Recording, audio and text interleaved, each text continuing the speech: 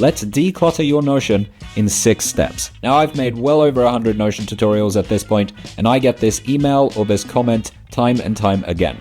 How do I declutter my Notion? Well, not only in this video am I going to show you how to declutter it, I thought I'd actually show you 6 Notion skills to help you achieve this goal. See, most likely your Notion is becoming really cluttered because you're just not fully utilizing all the features that Notion has to offer. Just to shamelessly plug my own product real quick, my Notion template headquarters has archiving features built into it. That way you're not going to be overwhelmed by tasks or overwhelmed by projects or overwhelmed by notes. And you can only get to systems that aren't cluttered by fully understanding all the tools that Notion has. So in this video, I'll go through these 6 steps in decluttering your Notion dashboard by teaching you a new feature for each of these 6 different steps. Now, before we get to that, if you like the look of my template headquarters and you just want to start fresh instead, then I'll put a link in the description to my template. If not, subscribe for Notion tutorials and let's dive in. So let's go through the first mistake.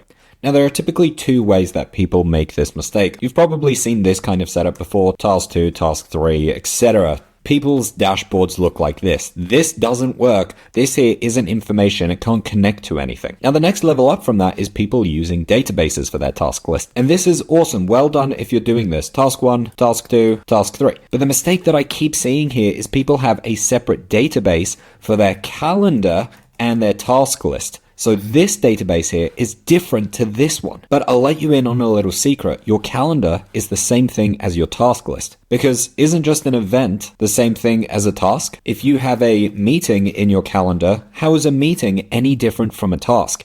So the first reason you're finding your dashboard cluttered is just because you're doubling up on things that don't need to be doubled up. You're separating your calendar and your tasks. And I know some of you separate your habits as well. Habit 1, habit 2, habit 3. So now you have to check your calendar, then your tasks, and then your habits. Let's stop doing this. So what we're going to do is use an important skill.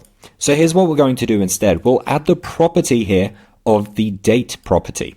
And now this task database here can also be my calendar database.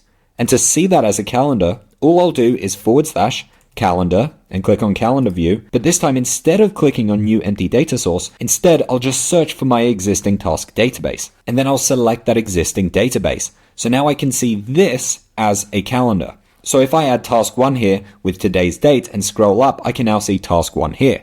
So the first way to declutter your Notion is just to have less databases, because your calendar is the same thing as your tasks. Now, the next mistake here is one that I've seen quite a few times. So a lot of people have, a checklist like this where they can tick off whether a task has been completed or not, which is really good. So I can tick off these like that. The problem here is I'm now going to get overwhelmed by all the tasks I've completed, because most likely you've got more than 3 tasks in your system. And obviously you'll definitely be facing this if you're using a system like we talked about before. Here there is no archiving system. You're going to see every single task, and this is extremely overwhelming. Now, we don't want to delete these tasks. I still want to know what tasks I did. And again, that's why these kind of systems here don't work. So the next skill for us to learn to declutter our Notion is database filters. So I'll click here on filter, and all I'll do is simply filter this by where the task is unchecked. So now I won't see the completed tasks here. So now I'm decluttering my Notion by using the filter to hide information that I no longer need. Now I can hear the comments already. Hey man, I might want to see the tasks that I've done. So before, if I tick them in, I can at least see the tasks I've completed. And I absolutely agree. That's why we're going to learn the next skill here of understanding tabs.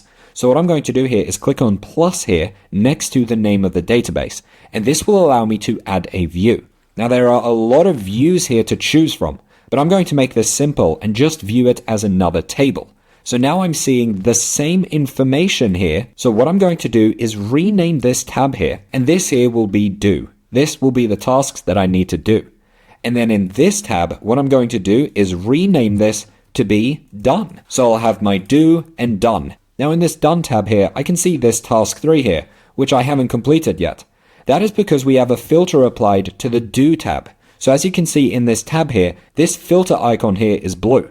But on the done tab here, it is not blue, meaning there is no filter applied to this tab. So what I can do is click here on filter, and this time we'll do where the checkbox is checked. So in this tab, the filter is show me the unchecked, And in this tab here, the filter is saying show me the checked items. Now, most likely I'll be using this do tab 99% of the time, but I can still access these tasks that I've completed in the past. But I'm just decluttering my dashboard by using the power of tabs. Alright, let's scroll up and have a look at our calendar. Right now I can see task 1 here, but I can't see whether it's been completed or not. So what we're going to do is click here on settings and click on property visibility. And here I'm going to show whether it's checked in or not. So I can see whether it's checked in, but I want to make this even more obvious that this is a task that I've completed. So I'll just add another task here. Let's call it task 4. And as you can see, it's not checked in. I want to make it obvious that task 1 is completed and task 4 is not. Well, to help us declutter and make this more visually obvious, I'm going to use the next skill of conditional color. Now, when you click here on conditional color, what you can do is add settings to your database. So I'll click here on new color setting. I'm going to say if the checkbox is checked, then I want it to be blue. So now you can see this whole task here is blue, just making these visually distinct. And I can also change it so task 4, which is the uncompleted one, could be red, for example. So where the task is unchecked, let's make this red. So now I can see task 1 blue and task 4 is red. And by the way, if you don't want to see the full month, we can also change this here by clicking on the layout and making it, instead of show calendar as month, having it as show calendar as week. So once again, we are decluttering our Notion. We're getting the aesthetics here without overwhelming us with unnecessary visuals. Now let's go through a mistake that I've seen way too many times. What a lot of you do is have different project pages like this. And in here, you'll have your different tasks involved. Task, task, task. And those tasks are sitting here inside of this project. The problem is, once again, it's not in my task list or on my calendar. So now again, my workspace is feeling cluttered because there's another thing that I have to check. So let's click here on add property. And this time we'll use the select property. And we could use the relation property instead, or a multi-select. But for this tutorial, we'll just use the select property. So here what I'm going to do is project A, and task 4 here, let's say project B. And I'll just delete this project A page here. So I've got task 4 and task 3. And then let's add some random tasks. Now let's say this is project A, this is project B, and this is also project A. Now we got rid of this unnecessary project page, but this here might feel cluttered as our project tasks are mixing in with each other. It goes project A, then project B, then project A. This here feels kind of cluttered. Well, we can fix this with our next Notion skill. We'll click here on settings and use group. Now, if you haven't used groups before, they are awesome. You can group by any of these different properties. Now we'll group by the select property. And all this means is it's going to separate project A to project B. Now the way filters, sort, and group work is that they are applied to the tab, like we were talking about before with the filter. So if I click here on done, as you can see, this group here is not applied. It is just applied here to this do tab. So I can see project A and project B. So this group functionality is once again helping me to declutter my dashboard. Now the next skill is one that I rarely talk about because it is a paid Notion feature, but I still want to go through it in this video as we are decluttering our dashboard.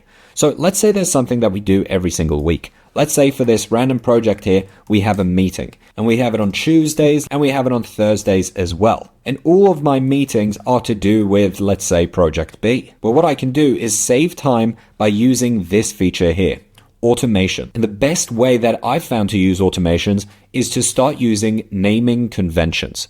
So let's say every time you have a meeting, it's to do with project B. Then what you would do is set the rule where the name contains meeting, then change the tag to project B. I have this in my personal life.